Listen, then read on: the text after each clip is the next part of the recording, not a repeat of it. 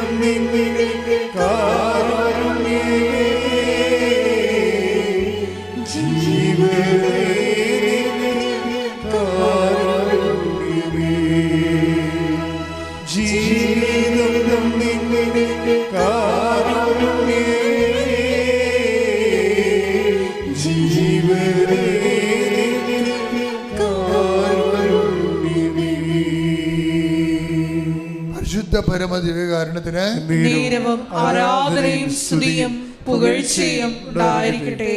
ഇപ്പോൾ ഈ ഉടമ്പടി ക്ലാസ് കൂടി കഴിയുമ്പോൾ നിങ്ങൾ സത്യസന്ധമായിട്ട് ശ്രദ്ധിച്ചാണ് ഇരിക്കണമെന്നുണ്ടെങ്കിൽ കർത്താവ് പറഞ്ഞ പോലെ 30, 60, 100 മേനി ബലം ഉണ്ടാവും. എന്താ കാര്യം വെച്ച് കഴിഞ്ഞാൽ കറക്റ്റ് കോർട്ട് ദി പോയിന്റിലൂടെയാണ് ഉടമ്പടി സഞ്ചരിച്ചുകൊണ്ടിരിക്കുന്നത്. നിങ്ങൾ ദൈവത്തിൻ്റെ സ്നേഹം, ഇപ്പം തന്നെ ആ നിരീശ്വരവാദി എന്ന് പറഞ്ഞ പാർട്ടിയില്ലേ, ഇമ്മാനുവേൽ, അവനെന്താ ചെയ്യിക്കണേ? അവനിപ്പോൾ പത്രം കൊണ്ടുനടന്ന് എല്ലാ വീട്ടിലും കുടിക്കും. എന്താ പറയുക? അപ്പോൾ ആൾക്കാർ ഇവരെ കളിയാക്കും. ഈ വീട്ടിലൊക്കെ പോയി നിരീശ്വരവാദിയായിട്ട് പ്രസംഗിച്ച പാർട്ടിയാണ്. അതേ നാണയത്തിൽ തന്നെ ഇവിടെ വചനം പറഞ്ഞില്ലേ, നിങ്ങൾ എവിടെ നിന്നാണ് വീണ് പോയതെന്ന് ചിന്തിക്കുവേൻ. എന്നിട്ടെന്താ പറയണ? അതേ പ്രവർത്തികൾ ചെയ്യാൻ പറഞ്ഞിരിക്കുകയാണ്. Take the bread of food again. ശ്രുതികട ഹല്ലേലൂയ. വെളിപാട് 2:5. വെളിപാട് 2:5. അതിനാൽ നീ ഏതവസ്ഥയിൽ നിന്നാണ് അധപ്പതിച്ചതെന്ന് ചിന്തിക്കുക. അനുദപിച്ച് ആദ്യത്തെ പ്രവൃത്തികൾ ചെയ്യുക. അല്ലെങ്കിൽ ഞാൻ നിന്റെ അടുത്ത് വരികയും നിന്റെ ദീപപീഠം അതിന്റെ സ്ഥലത്ത് നിന്ന് നീക്കിക്കളയുകയും ചെയ്യും. അപ്പൊ വിശ്വാസം പോയെന്ന് പറഞ്ഞാൽ, ഇപ്പം എനിക്ക് മുമ്പത്തോളം വിശ്വാസം തോന്നണില്ലെന്നൊക്കെ പറഞ്ഞാൽ ആരും കളഞ്ഞതല്ല, ദൈവം എടുത്ത് മാറ്റിയതാണ്. കാര്യം നീ വിശ്വസിച്ചിട്ട് ദൈവത്തിന് കഞ്ഞി വെക്കേണ്ട കാര്യമില്ലെന്ന്. സിമ്പിളല്ലേ? ഞാൻ നിന്റെ ദീപപീഠം എടുത്ത് മാറ്റുമെന്ന്, നിന്റെ വിശ്വാസം എടുത്ത് മാറ്റുമെന്ന്. ആർക്കെങ്കിലും വിശ്വാസം കുറവാണെങ്കിൽ നിങ്ങൾ കളഞ്ഞു പോയ സ്ഥലം നോക്കിയെടുക്കേണ്ട കാര്യമില്ല. കർത്താവിൻ്റെ കൈകളിലേക്ക് നോക്കിയാൽ മതി. എന്ത് ചെയ്യണം? നീ അതേ പ്രവൃത്തി ചെയ്യാൻ. എവിടെ നിന്നാണ് വീണ് പോയത്? ഇപ്പം അയാൾ ഇമ്മാനുവേൽ എന്താ ചെയ്യണത്? അവൻ നിരീശ്വരവാദിയായി കൊട്ടിഘോഷിച്ച സ്ഥലങ്ങളിലും വീടുകളിലും വ്യക്തികളിലും തന്നെ തിരിച്ച് ഈശ്വരവിശ്വാസത്തിൻ്റെ പ്രതിപ്രവർത്തനങ്ങൾ ചെയ്യാൻ, അതാണ് അതേ പ്രവൃത്തി എന്ന് പറയുന്നത്. അതേ പ്രവൃത്തി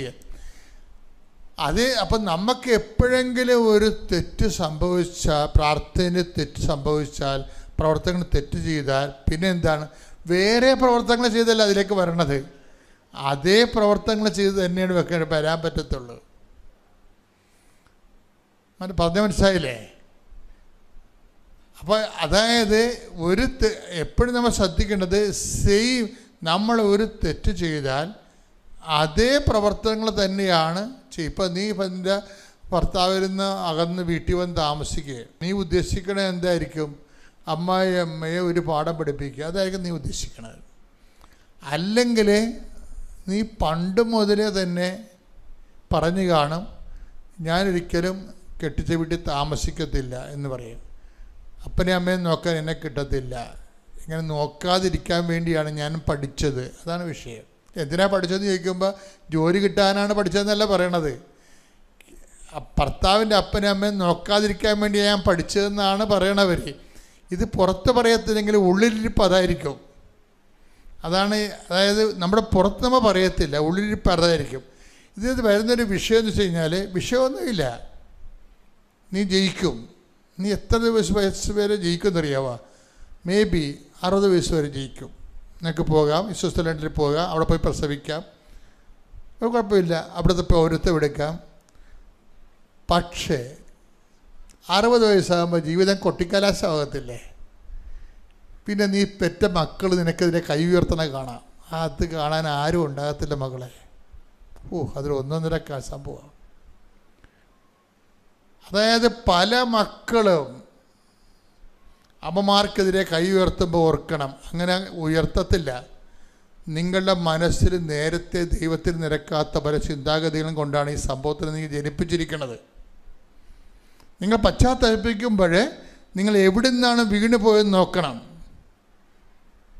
ഇന്ന് നിങ്ങളുടെ മക്കൾ നിങ്ങളുടെ കൈ ഉയർത്തുകയോ നിങ്ങൾക്ക് സമാധാനം കിട്ടാത്ത രീതിയിൽ അവർ പെരുമാറുക ചെയ്യുമ്പോൾ ഓർക്കണം, നീ കല്യാണം കഴിക്കണമെമ്പോൾ തന്നെ ദൈവത്തിന് നിരക്കാത്ത തീരുമാനം എടുത്തിട്ടുണ്ട്.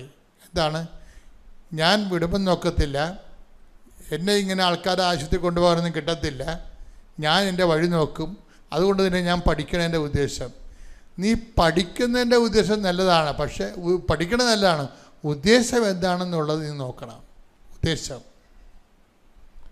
അതിനകത്ത് ദൈവത്തിന് വല്ല സ്ഥാനമുണ്ട്. നിൻ്റെ ഉദ്ദേശങ്ങളിൽ നിനക്ക് മാത്രമേ സ്ഥാനമുള്ളെങ്കിൽ, കർത്താവ് പണ്ടൊരു കാര്യം പറഞ്ഞായിരുന്നു, എന്നോട് കൂടെ ശേഖരിക്കാത്തവൻ. Take the word of God. ശ്രുതിക്കട്ടെ. ഹല്ലേലൂയ ഹല്ലേലൂയ ഹല്ലേലൂയ ഹല്ലേലൂയ ഹല്ലേലൂയ.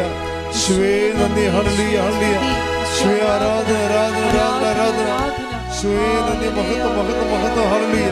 ലൂക്ക 11:23. ലൂക്ക 11:23. എന്നോട് കൂടെ ശേഖരിക്കാത്തവൻ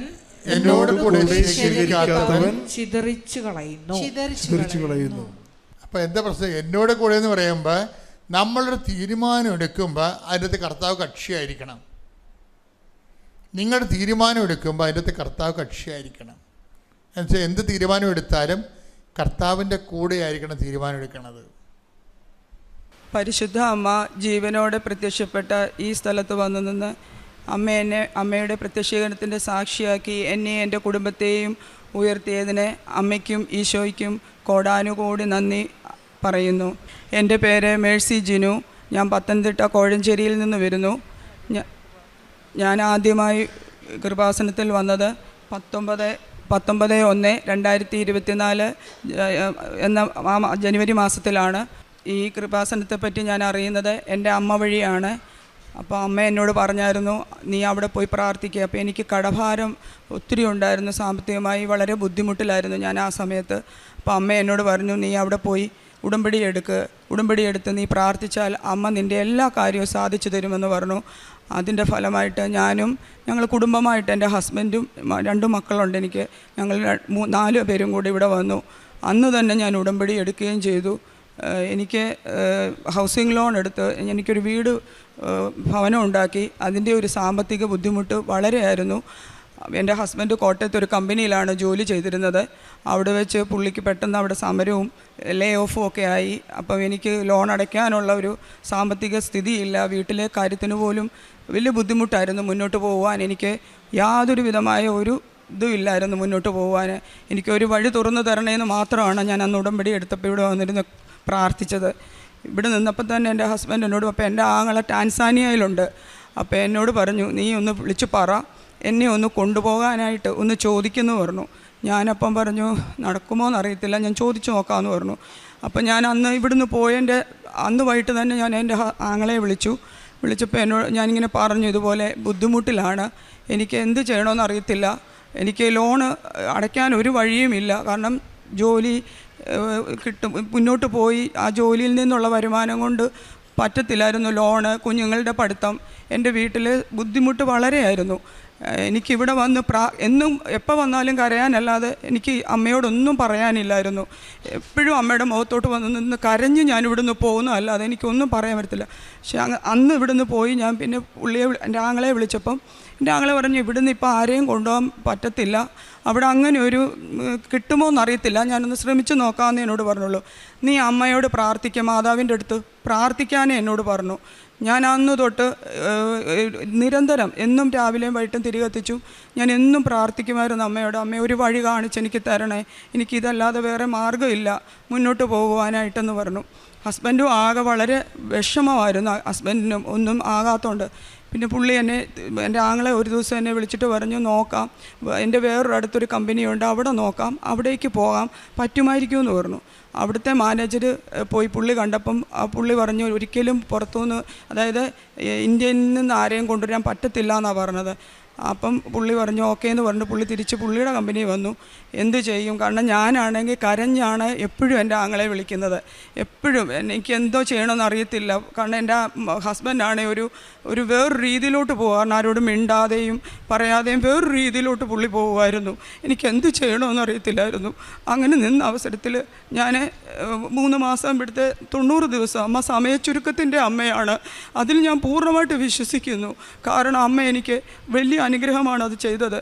അവിടുന്ന് ഇവിടെ വന്നു ഞാൻ 2ാമത്തെ ഉടമ്പടി പുതുക്കി. അന്ന് വൈകിട്ട് ഞാൻ വീട്ടിൽ ചെല്ലുമ്പോൾ എൻ്റെ ആങ്ങളെ എന്നെ വിളിച്ചിട്ട് പറഞ്ഞു, എടി ഒരു ഇതുകൊണ്ട് നീ പാസ്പോർട്ട് പുള്ളിയുടെ എളുപ്പം ഇട്ട് തരാം എന്നോട് പറഞ്ഞു. ഞാൻ അത് പ്രകാരം എളുപ്പം പാസ്പോർട്ട് എളുപ്പം പുള്ളിയുടെ ഇട്ട് കൊടുത്തു. അപ്പോഴത്തേക്കും എന്നോട് പറഞ്ഞു, പ്രാർത്ഥിക്കുന്നേ, ഞാൻ ശ്രമിക്കുന്നുണ്ടെന്ന് പറഞ്ഞു. അപ്പോൾ എനിക്ക് ചെറിയൊരിതായി, കാരണം അമ്മ മാതാവ് എന്നെ കൈവിടത്തില്ലെന്ന് എനിക്ക് ഭയങ്കര പൂർണ്ണ വിശ്വാസമായിരുന്നു. ഞാൻ അവിടെ നിന്ന് കരഞ്ഞ് ഞാൻ പ്രാർത്ഥിച്ചു. പാസ്പോർട്ട് ഇവിടെ കൊണ്ടുവന്നും അവിടെ നിന്നും ഞാൻ അമ്മയുടെ മുമ്പിൽ നിന്ന് ഞാൻ അവിടെ നിന്ന് തിരികെ എത്തിക്കുമ്പോൾ ഈ പാസ്പോർട്ട് കൈപ്പിടിച്ചാണ് ഞാൻ പ്രാർത്ഥിക്കുന്നത്. അമ്മ ഇടപെടണേ, എൻ്റെ പ്രശ്നത്തിന് അമ്മ പരിഹാരം കാണിക്കണേ എന്ന് പറഞ്ഞു. 2 ദിവസം കഴിഞ്ഞപ്പോഴത്തേക്കിന് പുള്ളി എന്നെ വിളിച്ചിട്ട് പറഞ്ഞു, അമ്മ സമയച്ചുരുക്കത്തിൻ്റെ അധികാരമുള്ള അമ്മയാണ്, അമ്മ എന്നോട്, എൻ്റെ ആങ്ങളെ എന്നെ വിളിച്ചിട്ട് എന്നോട് പറയുന്നു, എടി ഓക്കെയാണ്, ഞാനിവിടെ ഒരു പോസ്റ്റ് ഇല്ല, ആ പോസ്റ്റ് ഉണ്ടാക്കി എൻ്റെ ഹസ്ബൻഡിനെ കൊണ്ടുപോകാമെന്ന് പറഞ്ഞു. അവിടെ ആ പോസ്റ്റിൽ അങ്ങനെ ഒരിക്കലും ഇല്ല, സൂപ്പർവൈസർ എന്നും പറഞ്ഞ് അവിടെ ഒരു പോസ്റ്റ് ഇല്ല. ആ പോസ്റ്റ് ഉണ്ടാക്കി അമ്മ മാതാവ് വഴിയാണ് ഇത് കിട്ടിയ അനുഗ്രഹമാണിത്. അവിടുന്ന് ആ 2-3 ദിവസം കഴിഞ്ഞപ്പോഴത്തേക്കിനും എല്ലാം ഓക്കെ ആയി എന്നും പറഞ്ഞ് എന്നെ വിളിച്ചു. 2ാമത്തെ ഉടമ്പടി കഴിഞ്ഞ് 90 ദിവസം പൂർത്തിയാകുന്നുണ്ട്. അതായത് ആ 2 മാസത്തിനിടയ്ക്ക് പുള്ളിക്ക് എല്ലാം വളരെ പെട്ടെന്ന് ചെയ്ത് അങ്ങനെ ജൂലൈ മാസത്തിൽ പുള്ളി കയറി പോവുമായിരുന്നു. എൻ്റെ അമ്മയ്ക്കും ഈശോയ്ക്കും കോടാനുകോടി നന്ദി ഞാൻ പറയുന്നു. അതുമൂലം ഇപ്പം എൻ്റെ ലോണൊക്കെ അടഞ്ഞു പോകുന്നുണ്ട്. ഇപ്പം എൻ്റെ കൂടെ ഹസ്ബൻഡില്ല, ഞാൻ തന്നെയാണ് ഇത് പറയാൻ വേണ്ടി വന്നത്. പിന്നെ എനിക്ക് കിട്ടിയ അനുഗ്രഹം, ഒരു 15 വർഷം മുൻപ് ഞങ്ങൾ ഒരാളെ സഹായിക്കാൻ, എൻ്റെ അടുത്ത വീട്ടിലെ ഒരാളെ സഹായിക്കാൻ വേണ്ടി പുള്ളിക്ക് വിദേശത്ത് പോകാൻ വേണ്ടി എൻ്റെ സ്വർണം കൊടുത്തു. എൻ്റെ ഹസ്ബൻഡ് സഹായിച്ചു. പിന്നെ അവരത് വഴക്കായി, കേസായി. കാരണം എനിക്കത് അവർ തിരിച്ച് തരത്തില്ല. പുള്ളി അവരുപയോഗിച്ച് സാധനം ചോദിച്ച് ഞങ്ങൾ ചെല്ലുമ്പോഴൊക്കെയും അവർ തരാനുള്ള ഒരു കാണിക്കുന്നില്ലായിരുന്നു. അവസാനം എൻ്റെ ഹസ്ബൻഡ് പറഞ്ഞു, നീ അത് മറന്നേക്ക, ഇനി അത് കിട്ടത്തില്ല. അവരതിൻ്റെ ഇടയ്ക്ക് കേസ് കൊടുത്തു. കേസ് അത് വലിയൊരു ഇതായിപ്പോയി. 6-7 കൊല്ലം അതിൻ്റെ പുറകെ പുള്ളി സഹായിച്ചതാണ്. അവസാനം പുള്ളി 7 കൊല്ലത്തോളം അതിൻ്റെ പുറകെ നടന്നു. അത് കഴിഞ്ഞ് ആ കേസ് അവർ തന്നെ, ഞാൻ മാതാവിനോട് പ്രാർത്ഥിച്ച് അവർ തന്നെ ആ കേസ് പിൻവലിച്ചു. അത് കഴിഞ്ഞ് ഞാൻ 5ാമത്തെ ഉടമ്പടി ഇവിടെ പുതുക്കാനായിട്ട് ഞാൻ വരുമ്പം ഇത് കിട്ടത്തില്ല എന്നുള്ളൊരിതുള്ളതുകൊണ്ട് ഞാനിത് മറന്നിരുന്ന കാര്യമായിരുന്നു. അമ്മ ഇത് പെട്ടെന്ന് ഇവിടെ വന്ന് ഞാൻ ഉടമ്പടിയില്ലാതെ നിയോഗം എഴുതിയിട്ടില്ലായിരുന്നു. അവസാനം മാതാവിൻ്റെ അടുത്ത് വന്നപ്പോൾ എൻ്റെ ഉള്ളിൽ ഒരു ഉൾവിളി, അമ്മ മാതാവ് പറയുന്ന പോലെ എനിക്ക് ആരോ അത് പറഞ്ഞിരുന്നു, നീ അതെഴുത് 15 വർഷം മുൻപ് പോയ സ്വർണം നീ എഴുതി വെക്കെന്ന് എന്നോട് ആരോ പറയുന്ന പോലെ. ഞാൻ പെട്ടെന്ന് താഴെ തന്നെ, എഴുതാൻ സ്ഥലമില്ല, അവിടെ ചുമ്മാ ഞാനൊന്ന് നിയോഗം എഴുതി വെച്ചു. ഉടമ്പടി എടുത്ത് ഞാൻ വീട്ടിൽ ചെന്നു. 2-3 ആഴ്ച കഴിഞ്ഞപ്പോൾ പുള്ളിക്കാർ തന്നെ എൻ്റെ വീട്ടിൽ കൊണ്ടുവന്ന് സ്വർണം എനിക്ക് തന്നു. അമ്മയ്ക്കും തിരുക്കുമാരനും കോടാനുകോടി ഞാൻ നന്ദി പറയുന്നു. എൻ്റെ അമ്മയാണ് എന്നെ ഈ വലിയ അനുഗ്രഹം എനിക്ക് തന്നതിന് കോടാനുകോടി ഞാൻ അമ്മയ്ക്ക് എത്ര നന്ദി പറഞ്ഞാലും പോരാ, അതുപോലെ ഞാൻ നന്ദി പറയുന്നു. അത് കഴിഞ്ഞ് എനിക്ക് ഉപ്പൂറ്റിക്ക് 2 വർഷത്തോളമായിട്ട് എനിക്ക് ഉപ്പൂറ്റിക്ക് സഹിക്കാൻ പറ്റാത്ത വേദനയുണ്ടായിരുന്നു. ഞാൻ പല ഡോക്ടർമാരെ കാണിച്ചു, ആയുർവേദം വരെയും പോയി ചെയ്തു, 3 മാസത്തോളം അത് ചെയ്തു. അങ്ങനെ എനിക്ക് അവസാനം ഒരു ഡോക്ടർ പറഞ്ഞു, ഓപ്പറേഷൻ അല്ലാതെ വേറൊന്നും ചെയ്യാൻ പറ്റത്തില്ല, കാരണം ഉപ്പൂറ്റിക്ക് എല്ല് വളരുകയാണ്, അത് ഇച്ചിരി നീളത്തിലുണ്ട്, അത് പൂർണ്ണമായിട്ടും അത് ഓപ്പറേഷൻ ചെയ്യാതെ പോകത്തില്ല എന്ന് പറഞ്ഞു. അതിനു മുമ്പേ ഡോക്ടർ ഉപ്പൂറ്റിക്ക് ഒരു ഇഞ്ചക്ഷൻ എടുത്തായിരുന്നു. അപ്പോൾ തൽക്കാല വേദനയെ മാറത്തുള്ളൂ, ഇതുകൊണ്ട് മാറത്തില്ല, ഓപ്പറേഷൻ തന്നെ ചെയ്യണമെന്ന് പറഞ്ഞു. അവസാനം ഞാൻ മാതാവിൻ്റെ അടുത്ത് ഇവിടെ വന്ന് ഞാൻ പ്രാർത്ഥിച്ചു, അമ്മ മാതാവ് എനിക്ക് സൗഖ്യം തരണം, കാരണം എനിക്ക് വേറെ ഒരു ഓപ്ഷനില്ല, കാരണം എനിക്ക് സാമ്പത്തികമായിട്ട് വലിയ ബുദ്ധിമുട്ട്, ഒരു ഓപ്പറേഷനിലോട്ട് പോകാനൊന്നുള്ള സാമ്പത്തികം അമ്മ എനിക്കില്ല. ഞാനിവിടെ വന്ന് നിന്നും കരഞ്ഞു, അമ്മ എൻ്റെ വേദന എനിക്ക് മാറ്റിത്തരണം. ഞാൻ ഉടമ്പടി തൈലം നിരന്തരം കുരിശ് വരച്ച് ഞാൻ പുരട്ടി പ്രാർത്ഥിക്കാറുണ്ടായിരുന്നു. അതിൻ്റെ ഫലമായിട്ട് എനിക്ക് ഒരു ദിവസം ഞാൻ പോലും അറിയാതെ എൻ്റെ വേദന എനിക്ക് ഇല്ലാതെയാക്കി തന്ന അമ്മയ്ക്കും തിരുക്കുമാരനും ഞാൻ കോടാനുകോടി നന്ദി പറയുന്നു. ഇത്രയും അനുഗ്രഹങ്ങൾ എനിക്ക് തന്നു. അവസാനം എനിക്കൊരു ജോലി വേണമായിരുന്നു, കാരണം സാമ്പത്തികമായിട്ട് ഹസ്ബൻഡ് സാലറി കൊണ്ട് എനിക്ക് ലോൺ അടയ്ക്കണം, വീട്ടിൽ ഇതെല്ലാം കൂടെ ഒന്നും പോകത്തില്ല, പിള്ളേരുടെ പഠിത്തം. അവസാനം ഞാൻ അമ്മയോട് പ്രാർത്ഥിച്ചു, എനിക്കൊരു ജോലി വേണം അമ്മേ, എനിക്ക് എവിടെയെങ്കിലും ഒരു ജോലി കിട്ടിയപ്പം ഞാൻ അവിടെ ജോലി ചെയ്തുകൊണ്ടിരുന്നാൽ എനിക്കിവിടെ ഉടമ്പടിക്ക് വരാനോ എനിക്ക് അങ്ങനെയൊന്നും പറ്റത്തില്ലായിരുന്നു. ഞാൻ അപ്പോൾ അമ്മയോട് പറഞ്ഞു, അമ്മേ എനിക്ക് ഈ ജോലിയിൽ എനിക്കിവിടെ വരാനോ കൃപാസനത്തിൽ വന്നൊരു ലീവ് കിട്ടുമോ ഒന്നുമില്ലായിരുന്നു. ഞാൻ അങ്ങനെ ജോലിയിൽ പോയിക്കൊണ്ടിരുന്നപ്പോൾ എനിക്ക് ഒരു ആക്സിഡൻറ്റ് പറ്റിയപ്പം ഞാൻ 2 വീലറിനാണ് ജോലിക്ക് പോകുന്നതും വരുന്നതും. അപ്പോൾ അങ്ങനെ പോയ വഴിക്ക് ഒരു പട്ടി വന്നിടിച്ച് എനിക്കൊരു ആക്സിഡൻറ്റ് പറ്റി. ഞാൻ ഓർത്തു അന്ന് ഞാൻ തീർന്നു എന്നാണ് വിചാരിച്ചത്. പക്ഷേ എന്നെ അമ്മ മാതാവും തിരുക്കുമാരനും എന്നെ കൈകളിൽ വെച്ച പോലെ വണ്ടിയിൽ നിന്ന് ഞാൻ തെറിച്ചു പോയി. എനിക്കൊരു പോറൽ പോലും തമ്പുരാൻ തന്നില്ല. ശ്വാസം എനിക്ക് കുറച്ച് നെഞ്ചിടിച്ച റോഡിലോട്ട് ഞാൻ വീണത്. എനിക്ക് ശ്വാസം എടുക്കാൻ വയ്യായിരുന്നു. പെട്ടെന്ന് അവിടെ കൂടെ നിന്നവരെന്നെ മുത്തൂറ്റ് ഹോസ്പിറ്റലിൽ കൊണ്ട് അഡ്മിറ്റ് ചെയ്തു. അപ്പോൾ അവർ ICU കടത്തി. അവർ പെട്ടെന്ന് ICU കടത്തി. ഞാൻ എനിക്ക് കുഴപ്പമൊന്നുമില്ല, ഒരാഴ്ച അവിടെ കിടന്നുള്ളൂ. പക്ഷേ എനിക്ക് വേറൊരു പ്രശ്നങ്ങളൊന്നുമില്ലായിരുന്നു. അമ്മ എനിക്ക് അതിനകത്ത് വലിയ സൗഖ്യമാണ് എനിക്ക് തന്നത്. അത് കഴിഞ്ഞ് ജോലിക്ക് പിന്നെ ഞാൻ പോയില്ല. അത് കഴിഞ്ഞ് ഞാൻ വീട്ടിലിരുന്ന് എനിക്ക് വളരെ വിഷമമായിരുന്നു, എനിക്കൊരു ജോലി വേണമെന്നുള്ളത്. വളരെ ഞാൻ പ്രാർത്ഥിച്ചു. ഞാൻ അമ്മയോട് പറഞ്ഞു, എനിക്കൊരു ജോലി കൂടിയേ തീരൂ. ഇപ്പം എനിക്ക് 3 മാസമായി ഞാനൊരു ഹോട്ടലിൽ ഒരു ബില്ലിങ്ങിലെ മാനേജറായിട്ട് വർക്ക് ചെയ്യുവാണ്. അമ്മയ്ക്കും തിരുക്കുമാരനും എനിക്ക് ജോലി ലഭിച്ചത് അമ്മയുടെ അനുഗ്രഹവും തിരുക്കുമാരൻ്റെ അനുഗ്രഹവും കൊണ്ട് മാത്രമാണ്. അതിനും ഞാൻ ഈശോയ്ക്കും തിരുക്കുമാരനും അമ്മയ്ക്കും തിരുക്കുമാരനും ഞാൻ കോടാനുകോടി നന്ദി അർപ്പിക്കുന്നു. പിന്നെ പ്രേക്ഷിത പ്രവർത്തനം എന്ന് പറയുന്നത്, ഞാൻ ഗവൺമെൻറ് ഹോസ്പിറ്റൽ, ഇവിടുത്തെ കൃപാസന പത്രം ഞാൻ ഗവൺമെൻറ് ഹോസ്പിറ്റലിലാണ് കൊണ്ടു കൊടുക്കുന്നത്. അവിടെ ഓരോ രോഗികളുടെ അടുത്ത് ഞാൻ ഇവിടുന്ന് കുറച്ച് കാശ് രൂപവും വാങ്ങിച്ചുകൊണ്ട് പോകും. ഈ പത്രത്തിൻ്റെ കൂടെ ഞാൻ കാശ് രൂപവും ഞാൻ ഓരോ രോഗികളുടെ കയ്യിലും കൊടുക്കും. റൂമിൽ പോയി കണ്ട് അവരുടെ സങ്കടം കേൾക്കുകയും ഫുഡ് കഴിക്കാനില്ലാത്തവർക്ക് സാമ്പത്തികമായി സഹായം ഞാൻ ചെയ്യുകയും അങ്ങനെയാണ് ഞാൻ കാരുണ്യപ്രവൃത്തി ചെയ്യുന്നത്. പിന്നെ ഫുഡ് മേടിച്ചു കൊടുക്കേണ്ടവർക്കാണ് ഞാൻ മേടിച്ചു കൊടുക്കുമായിരുന്നു. ഇപ്പം ഞാൻ ജോലി ചെയ്യുന്ന ഹോട്ടലിലായതുകൊണ്ട് ഒരുപാട് പേര് വിശന്ന് വരുന്നുണ്ട്. അപ്പം അവർ കൊടുക്കത്തില്ലെങ്കിലും ഞാൻ എൻ്റെ കയ്യിൽ നിന്ന് പൈസ കൊടുത്താണെങ്കിലും ഞാൻ അവർക്ക് ഫുഡ് വാങ്ങി കൊടുക്കും. അങ്ങനെ ഞാൻ കാരുണ്യപ്രവൃത്തി ചെയ്യുന്നത്. പിന്നെ അച്ഛൻ്റെ ധ്യാനം ഞാൻ ഒരു ദിവസം പോലും മുടങ്ങത്തില്ല. അവർ ഡെയിലി ബ്രെഡ് എനിക്ക് വളരെ അനുഗ്രഹമാണ്. അതിൽ അച്ഛൻ പറയുന്നത് പോലെ not by merit but by grace. ഇത് ഞങ്ങളുടെ കഴിവ് കൊണ്ടൊന്നുമല്ല, ദൈവത്തിൻ്റെയും അമ്മയുടെയും കൃപ കൊണ്ട് മാത്രം എനിക്ക് കിട്ടിയതാണ് ഈ അനുഗ്രഹങ്ങൾ. ഞാൻ ഈശോയ്ക്കും അമ്മയ്ക്കും ഒരിക്കൽ കൂടി നന്ദി പറഞ്ഞുകൊണ്ട് എൻ്റെ ഈ ചെറിയ സാക്ഷ്യം ഞാൻ നിർത്തും. ആത്മീയ ജീവിതം ഞാൻ ആത്മീയ ജീവിതം എന്ന് പറയുന്നത് ഞാൻ ഉടമ്പടി എടുത്തതിന് ശേഷമാണ് ബൈബിള് ഞാൻ കൃത്യമായിട്ട് വായിക്കുന്നത്. അതിനു മുമ്പ് ഞാൻ ഒരു മണിക്കൂർ അരമണിക്കൂർ പോയിട്ട് ഒരു അധ്യായം അല്ലാതെ ഞാൻ കൂടുതൽ വായിക്കാറില്ലായിരുന്നു. ഉടമ്പടി എടുത്തതെന്നാണോ അന്ന് മുതൽ ഞാൻ 1 മണിക്കൂറെങ്കിലും ഇരുന്ന് ഞാൻ ബൈബിള് വായിക്കും. എനിക്കത് വലിയൊരു അനുഗ്രഹമാണ് അമ്മ മാതാവ് തന്നത്. കാരണം ഞാൻ ബൈബിള് അങ്ങനെ വായിക്കാറില്ലായിരുന്നു. ഈ ഉടമ്പടി ജീവിതത്തിൽ വന്ന അന്ന് മുതലാണ് അരമണിക്കൂറെന്നുള്ളത് 1 മണിക്കൂറിന് മേളൊക്കെ ചിലപ്പം പോവും. എൻ്റെ മദറിൽ എന്നോട് പറയും എപ്പോഴും ഇരുന്ന് പ്രാർത്ഥനയാണെന്നാണ് പറയുന്നത്. പക്ഷേ എന്നാലും ഞാനിരുന്ന് എന്നും വായിക്കും കിട്ടുന്ന സമയം. ഇപ്പോൾ ജോലി ചെയ്യുന്നിടത്താണെങ്കിൽ എനിക്ക് ഫ്രീ ടൈം കിട്ടുമ്പോൾ ഞാൻ ഈ ധ്യാനവും ഈ സാക്ഷ്യങ്ങളും, വീട്ടിൽ അടുക്കളയിലാണെങ്കിലും ജോലി ചെയ്യുമ്പോൾ ഈ സാക്ഷ്യമൊക്കെയാണ് ഞാൻ കേട്ടോണ്ടിരിക്കുന്നത്. എനിക്കത് വലിയൊരു അനുഗ്രഹമാണെന്ന് ഞാൻ ഇപ്പോൾ പറയുന്നു. അമ്മയ്ക്കും ഈശോയ്ക്കും ഒത്തിരി നന്ദി പറഞ്ഞുകൊണ്ട് എൻ്റെ ഈ എളിയ സാക്ഷ്യം ഞാൻ നിർത്തുന്നു. എൻ്റെ പേര് സാറാമ്മ തോമസ്. ഞാൻ മുംബൈയിൽ നിന്ന് വരുന്നു. ഞങ്ങൾ മുംബൈ വിക്രോളി ഹോളി ഫാമിലി ചർച്ചിൽ നിന്ന് വരുന്നു. എൻ്റെയും എൻ്റെ മകൻ്റെയും സാക്ഷ്യത്തിന് വേണ്ടിയാണ് ഞാൻ വന്നത്. 2023 മെയ്യിൽ എൻ്റെ മകൻ ഇവിടെ വന്ന് ഉടമ്പടി എടുത്തു. അതിനുശേഷം 2023 ഡിസംബർ 15-ാം തീയതി ഞാനും വന്ന് ഉടമ്പടി എടുത്തു. ആദ്യം ഞാൻ മാതാവിനും തിരുകുമാരനും നന്ദി പറയുന്നു. പിന്നെ ഈ ഉടമ്പടിയിലിരിക്കുമ്പം തന്നെ എൻ്റെ മകൻ 2 പ്രാവശ്യം ആക്സിഡൻ്റ് ഉണ്ടായി. അതിഭയങ്കരമായ ആക്സിഡൻ്റ് ആയിരുന്നു. എന്നാൽ എൻ്റെ മാതാവും തിരുകുമാരനും അതിൽ നിന്നെല്ലാം എൻ്റെ മകനെ വിടുവിച്ചു. വലിയ കുഴപ്പങ്ങളൊന്നും കൂടാതെ ചെറിയ നിസ്സാര പരുക്കുകളോടുകൂടെ രക്ഷപ്പെട്ടു. ഒരിക്കലും തിരിച്ചു കിട്ടുമെന്ന് പ്രതീക്ഷിച്ചതല്ല. എന്നാൽ എൻ്റെ മാതാവ് എന്തോ അത്ഭുതം പ്രവർത്തിപ്പിച്ചു. കൈ ഒടിഞ്ഞു എന്ന് മാത്രമേ ഉണ്ടായുള്ളൂ. അതുപോലെ തന്നെ ഞാൻ മുംബൈയിൽ സെറ്റിൽഡാണ്. ഞങ്ങളുടെ വളരെ നാളത്തെ ആഗ്രഹമായിരുന്നു നാട്ടിലൊരു വീട് വേണമെന്നുള്ളത്. 2025 ഞാനൊരു വീടെടുത്തു. എന്നാൽ 3 വർഷമായി ഞാനത് വിൽക്കാൻ നോക്കുന്നു. എന്നാൽ പറ്റുന്നില്ല. വളരെയേറെ ഇതിനിടയിൽ ഒത്തിരിയേറെ ത്യാഗങ്ങളൊക്കെ സഹിക്കേണ്ടി വന്നു.